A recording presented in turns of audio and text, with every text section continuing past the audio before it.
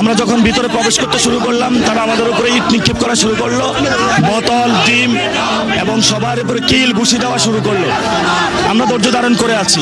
জনগণকে বলবো, ঢাকা 8-এর বাসিন্দাদের বলবো, সন্ত্রাসের বিপক্ষে দাঁড়ান।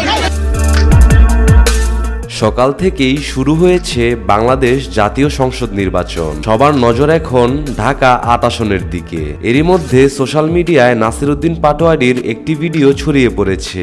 এ বিষয়ে পাটোয়ারী সরাসরি ক্যামেরার সামনে কথা বলেন। আগে শুনতাম তারা বলেছিল যে বিএনপি অনেক বড় মেজরিটি পাবে, এখন তারা বলছে কানাঘুষা শুরু করছে। ঠিক আছে, 11 দলীয় যাক, জোট ক্ষমতায় যাক, তারপরে দেখে নিব কয়দিন থাকে। এই ধরনের কানাঘুষা অলরেডি শুরু হয়ে গিয়েছে, তারাও এটা মেনে নেওয়া শুরু করেছে। তবে ইনশাল্লাহ আমরা জয়ের ব্যাপারে আশাবাদী এবং আল্লাহর উপর ভরসা। যেভাবে হলো আমরা বুলেট রেভুলেশন ক্রস করে এসেছি, আজকে একটা ব্যালট রেভুলেশন হবে 11 দলের পক্ষে। ইনশাল্লাহ আমরা সরকার গঠনের আশা করি, সরকার গঠন করতে পারবো ইনশাল্লাহ। পাটোয়ারীকে প্রশ্ন করা হয়, সকালে আপনার একটি ভিডিও সোশ্যাল মিডিয়ায় ছড়িয়ে পড়েছে, আসলে কি কারণে ভোটের দিন আপনার উপর হামলা করা হলো? উত্তরে পাটোয়ারী জানায়, আরে ওদের সাহস আছে নাকি আমার গায়ে হাত দিবে? এটা তো মনে হচ্ছে আগের ভিডিও। না, ভিতরে আমি জিজ্ঞেস করলাম, সবাই বললো আলহামদুলিল্লাহ সুস্থভাবে ভোট গ্রহণ চলছে, আমরা এই পর্যন্ত কোনো অপ্রীতিকর কোনো কাহিনী দেখি নাই।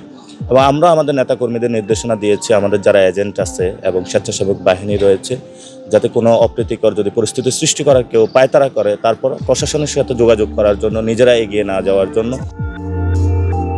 নাসিরউদ্দিন পাটোয়ারী আরো জানায়, আমার উপর হামলা না চালালেও নির্বাচনে অনেক কারচুপি হচ্ছে। এ বিষয়ে তিনি আরো বলেন, পরিস্থিতি হলো ধান আর লাঙ্গল একাকার হয়ে গিয়েছে। ভিতরে যারা লাঙ্গলের, তারা হলো ডামি হিসাবে ধানের জন্য কাজ করছেন। এটা শাহজাহানপুরে আমাদের এজেন্টকে ঢুকতে দেওয়া হয় নাই, সেটা পরে প্রশাসন হস্তক্ষেপে আমরা তাদেরকে প্রবেশ করাতে পেরেছি। নির্বাচনের দিন বিপক্ষ দল ও নিজের দলকেও সাবধান করলেন নাসিরউদ্দিন পাটোয়ারী। তিনি বলেন, চাই না আইন কেউ নিজের হাতে তুলে নেয়। এখানে যেহেতু আইন শৃঙ্খলা বাহিনী আছে, তারাই প্রশাসনের সবকিছু হ্যান্ডেল করুক। আমরা আশা করব যে সরকার একটি সুষ্ঠু নির্বাচন আমাদেরকে উপহার দিবে। এ বিষয়ে নাসিরউদ্দিন পাটোয়ারী আরো কিছু কথা বলেছেন, চলুন আমরা শুনে আসি। আমি তো বলতে পারবো না যে আমি ইলেকশনে জয়ী হব, এটা মির্জা আব্বাসও বলতে পারবেন না উনি ইলেকশনে জয়ী হবে, যদিও উনি মাঝে মধ্যে বলার চেষ্টা করেন। তারপরে যখন ফিল্ডে নামেন, তখন অবস্থা ব্যাগতিক দেখে আবার বাসায় চলে যায়, চিন্তা করেন যে না, এটা তো ভোটাররা বলবে, যারা ভোট দিবে তারা এবার সিদ্ধান্ত নিবে। তো আমরা আশা করবো যে আমার বিরুদ্ধে এমন কোনো জায়গা হয় না হেনস্থ করা, আমাকে ছোট বেয়াদব বলা, সব কিছু করা হয়েছে, হেনস্থা করা হয়েছে। মানসিকভাবে আমি 1 সেকেন্ডের জন্য ভেঙে পড়ি নাই। কেন ভেঙে পড়েন নাই? কারণ আমার কাছে যেটা মনে হয়েছে, আমাদের ফাইটটা মাত্র শুরু হয়েছে। সংসদে গেলেও ফাইট হবে, বাইরে থাকলেও ফাইট হবে। বাংলাদেশ থেকে সন্ত্রাস, চাঁদাবাজ, দুর্নীতিবাজ ইনশাল্লাহ আমরা তাদেরকে বিদায় করব। মাত্র তো যুদ্ধটা শুরু হলো, যুদ্ধের শুরুতে যদি মানসিক চাপে পড়ে, তাহলে তো কৌশলগত অবস্থান আপনার। এটা আমার রাজনৈতিক অবস্থান। কারণ চাঁদাবাজদের দমন না করলে, গত 1 বছর যে নির্যাতন হয়েছিল, বাংলাদেশের ব্যবসা বাণিজ্যের উন্নতি হবে না। ব্যবসা বাণিজ্যের উন্নতি না হলে মানুষের চাকরি হবে না, চাকরি না হলে মানুষের কর্মসংস্থান হবে না, পেটে ভাত থাকবে না। সবাই দেখছিল যে মির্জা আব্বাসের সাথে একটা কনফ্রন্টেশন, ভার্বাল একটা স্টেটমেন্টের বিষয় আছে। আপনি শেষ পর্যন্ত তারেক রহমান, মির্জা আব্বাসে যদি আসনে না দাঁড়ায়, তো আমি তারপরেও হলে ওনার এগুলা নিয়ে বলতাম। উনি তো ঢাকার একটা গ্যাংস্টার, আপনি তো জানেন।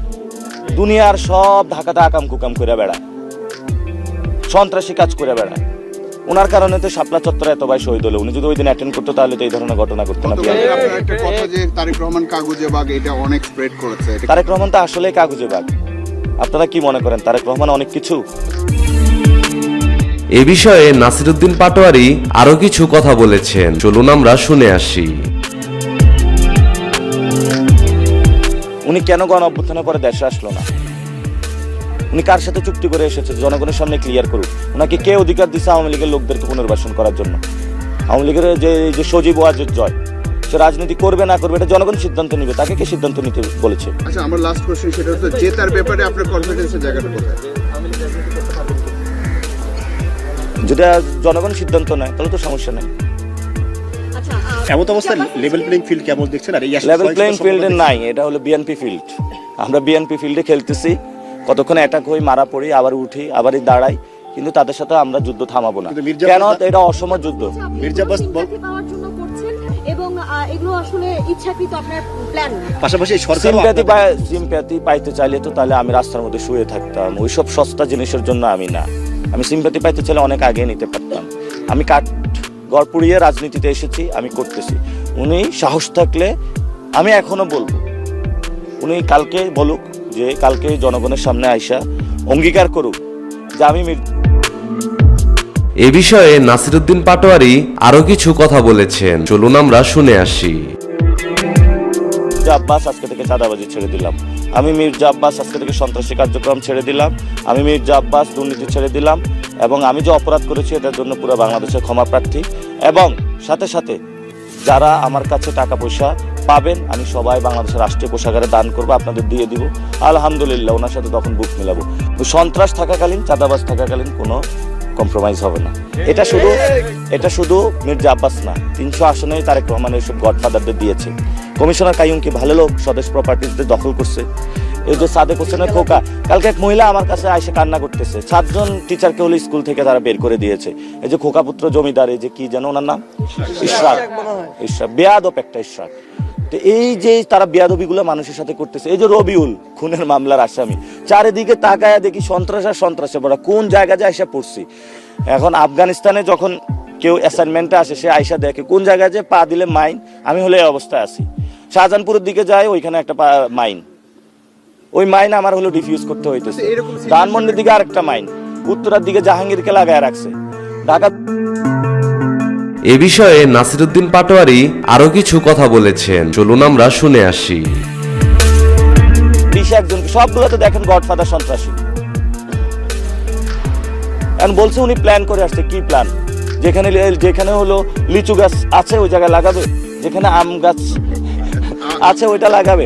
আরেক জায়গায় উনি কি করছে, যেখানে মেডিকেল বিশ্ববিদ্যালয় আছে ওইখানে করবে, ওটার উপরে আরেকটা করবে। তো কয়েকদিন পরে ঘোষণা দিবে যে বিএনপি যেটা আছে আরেকটা বিএনপি প্রতিষ্ঠা করা লাগবে। সেক্ষেত্রে এই কনফ্রন্টেশনের কারণে জনগণের জন্য কি করতে চাচ্ছেন সেটাই তো সামনে আসছে। সেটা এখন বলবো, তাহলে একটু প্রচার করেন। আমি তো বলি প্রচার করে না। সেটা হলো আমরা 8 দফা ইশতেহার দিয়েছিলাম। আমরা প্রথম দফা রেখেছিলাম শহীদ ওসমান হাদি ভাইয়ের হত্যাকাণ্ডের বিচার। আমরা ইনভেস্টিগেশন বডিগুলোকে শক্তিশালী করব, কমিশন গঠন করব, বিচারালয়কে স্বাধীন করব, আন্তর্জাতিক কমিউনিটিকে নিয়ে, বাংলাদেশের মানুষকে নিয়ে শক্ত একটা অবস্থানের মধ্যে আমরা এই হত্যাকাণ্ডের বিচার করব। 1 নম্বর। 2 নম্বর বিষয় হলো এখানে চাঁদাবাজ মাদক সন্ত্রাসের একটা স্বর্গভূমিতে পরিণত হয়ে গেছে, এটা ক্লিন করব। এ বিষয়ে নাসিরউদ্দিন পাটোয়ারি আরো কিছু কথা বলেছেন, চলুন আমরা শুনে আসি। মাদক মুক্ত করবো আমরা এলাকা, চাঁদাবাজ সন্ত্রাস মুক্ত করবো। 3 নম্বর হলো এখানে অনেক স্বাস্থ্য ব্যবস্থা দুর্বল অবস্থায় আছে। মহিলাদের স্বাস্থ্য ব্যবস্থা পায় না, বাচ্চাদের স্বাস্থ্য ব্যবস্থা পায় না। আমরা এখানে সর্বজনীন স্বাস্থ্য ব্যবস্থা গড়ে তুলবো এবং উইথ দ্য অ্যাফোর্ডেবিলিটি, অর্থাৎ আপনার আছে ল্যাবিডে যাবেন এটা হবে না, আপনার ক্রয় ক্ষমতার মধ্যে থাকতে হবে। আমরা এখানে বিকারুন্নেসা ভর্তি বাণিজ্য বন্ধ করব। আমরা বলেছি এখানে সকলের জন্য শিক্ষা উইথ অ্যাফোর্ডেবিলিটি, উইদাউট এনি বাণিজ্য এবং দখলদারিত্ব ছাড়া এখানে শিক্ষা ব্যবস্থা গড়ে তুলব। এগুলো কি আমাদের খারাপ কাজ? আমরা 4 নম্বরে বলেছি যে এখানে ঢাকা 8কে একটি নিরাপদ নগরী গড়তে হবে, যাতে জনদুর্ভোগ সৃষ্টি যে বিষয়গুলো আছে সেগুলো থেকে নিরাপদ করে গ্যাস, বিদ্যুৎ, ড্রেনেজ সিস্টেম এগুলো আমরা ঠিক করব এবং মানুষের প্রতিনিয়ত বাসার সামনে যে ময়লাগুলো পড়ে থাকে সেগুলো আমরা স্বেচ্ছাসেবক বাহিনী নিয়ে যানজট এগুলো আমরা মুক্ত ঢাকা 8 করব। আমরা সাথে সাথে বলেছি যে জনতার যিনি এমপি হবে ঢাকা 8-এ, উনি জনতার এমপি হবেন, অর্থাৎ উনি কোনো জমিদারের বাসায় থাকবেন, উনি জনগণের মধ্যে থাকবেন, কথা বলবেন এবং পাটোয়ারি একটা .com থাকবে যেখানে আপনারা আমাকে জিজ্ঞেস করতে পারবেন, হটলাইন থাকবে জিজ্ঞেস করতে পারবেন, অফিসে এসে বলতে পারবেন এই বাচ্চা তুমি এটা করো না কেন, আমি বলবো ঠিক আছে আব্বা আমি করতেছি, খালাকে বলবো খালা আমি এটা করতেছি, দাদাকে বলবো দাদা আমি এটা করতেছি। পাবেন আপা, পাবেন 100% পাবেন। গণ অভ্যুত্থানের পরে পাইছেন না, 100% পাবেন। নাসিরউদ্দিন পাটোয়ারি একদম মাটির মানুষ, এখন যেভাবে পাইছেন ইনশাল্লাহ ভবিষ্যতেও পাইবেন। আমার মধ্যে কোনো পরিবর্তন, আমি খুবই সহজ সরল ছেলে, স্পষ্ট কথা বলি, এতে কারো মাথা গরম হয়ে যায়, কিন্তু আমি স্পষ্ট কথা বলি, খুবই সহজ সরল ছেলে। এবং আপনারা আমার সাথে এতদিন ক্যাম্পেইনও দেখেছেন, আমার মধ্যে কোনো রাগ ডাক নাই এবং আমি যাদের সাথে মিশেছি প্রত্যেকটা লোক এই কথাটা বলবে, আমি কোনো রাগ ডাক রাখি না, আমার মধ্যে কোনো কমপ্লেক্সিটি নাই। আমি রাজনীতি করতে এসেছি, ভিতরে এক কথা বলবো, বাহিরে এক কথা বলবো, আমি এটাতে না। যা সত্য সেটা বলবো, যা মিথ্যা মিথ্যাটা মানুষের সামনে প্রকাশ করে দিব।